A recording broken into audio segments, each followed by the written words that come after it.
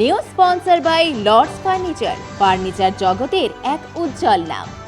নিজেদের ঘরকে সুন্দর আসবাব দিয়ে সাজাতে আজই আসুন আমাদের প্রতিষ্ঠানে। রবিবার জলপাইগুড়ি মার্চেন্ট রোড ব্যবসায়ী কল্যাণ সমিতির তরফে প্রায় 13 বছর পর বার্ষিক সাধারণ সভা অনুষ্ঠিত হলো শহরের থানা মোড়ের একটি হোটেলে। আজ এই বার্ষিক সভায় ভোটদানের মাধ্যমে নতুন কমিটি গঠনের জন্য সমিতির সভাপতি, সম্পাদক, সহ সম্পাদক, ক্যাশিয়ার নির্বাচিত করার প্রক্রিয়া অনুষ্ঠিত হয়। এতদিন পর বার্ষিক সাধারণ সভা অনুষ্ঠিত হওয়ায় মার্চেন্ট রোড ব্যবসায়ী কল্যাণ সমিতির 180 জন ব্যবসায়ী খুব খুশি হন বলে জানা গিয়েছে। এই বিষয়ে বিদায়ী কমিটির অ্যাসিস্ট্যান্ট সেক্রেটারি শুভঙ্কর সাহা বলেন, করোনা সহ বিভিন্ন কারণে এতদিন বন্ধ ছিল আমাদের বার্ষিক সাধারণ সভা। আমাদের ইচ্ছে আছে নির্বাচনের পর জলপাইগুড়ি ব্লাড ব্যাংকের রক্তের ঘাটতিতে কিছুটা সাহায্য করতে ব্লাড ডোনেশন ক্যাম্পের আয়োজন করার। বিকেলে ভোটদান প্রক্রিয়া শেষে নতুন যে কমিটি গঠিত হয় সেই কমিটিতে সভাপতি হলেন নরেন্দ্র প্রসাদ সিনহা। বিনা প্রতিদ্বন্দ্বিতায় সহসভাপতি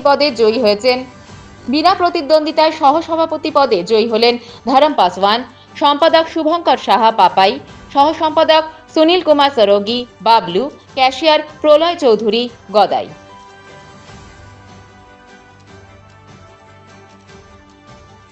জলপাইগুড়ি শহরের অন্যতম পীঠস্থান, ব্যবসায়ী পীঠস্থান মার্চেন্ট রোড। সেই মার্চেন্ট রোডে ব্যবসায়ীদের সংগঠন মার্চেন্ট রোড ব্যবসায়ী কল্যাণ সমিতি, তাদের উদ্যোগে আজকের এখানে একটা বার্ষিক সভা। সেই সভার মধ্যে দিয়ে তারা তাদের নবগঠিত কমিটি গঠন করছেন নির্বাচন প্রক্রিয়ার মধ্যে ট্রান্সপারেন্সি রেখে।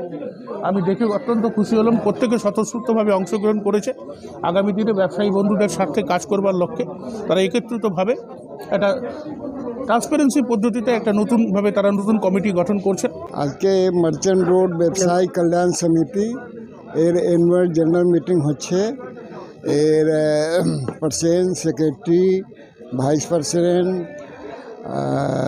ভাইস সেক্রেটারি, ট্রেজারার এর জন্য ইলেকশন হচ্ছে। এটা মাঝখানে 4-5 বছর গ্যাপিং হয়ে গেছিলো, এখন আবার আরম্ভ হবে না। আমার তো ভীষণ ভালো লাগছে, মানে আমি এবার নিউ কামার্স, সেই হিসাবেও ভীষণ ভালো লাগছে। আর এই যে নতুন ব্যালট বক্সের মাধ্যমে আমাদের ভোটিং হচ্ছে, এই প্রক্রিয়াটি খুব ভালো। নিরপেক্ষভাবে সবাই এখানে ভোট প্রদান করতে পারছে।